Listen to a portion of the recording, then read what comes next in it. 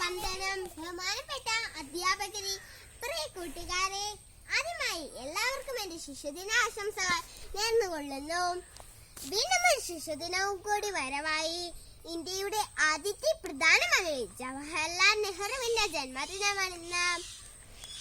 അലഹാബാദിലെ പണ്ഡിറ്റ് കുടുംബത്തിൽ മോത്തിലാൽ നെഹ്റുവിന്റെയും സ്വരൂപ റാണിയുടെയും മകനായി 1889 നവംബർ 14 നെഹ്റു ജനിച്ചത്.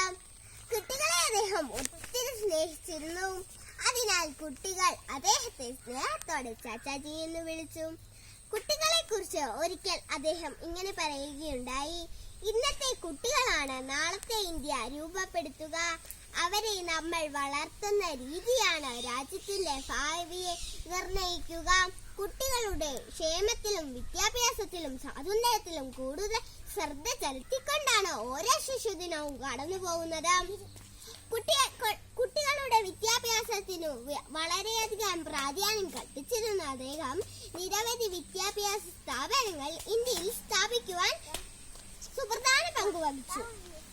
1964 നെഹ്റുവിന്റെ മരണശേഷമാണ് ഇന്ത്യയിൽ ശിശുദിനമായി നവംബർ 14 ആഘോഷിക്കുന്നത്.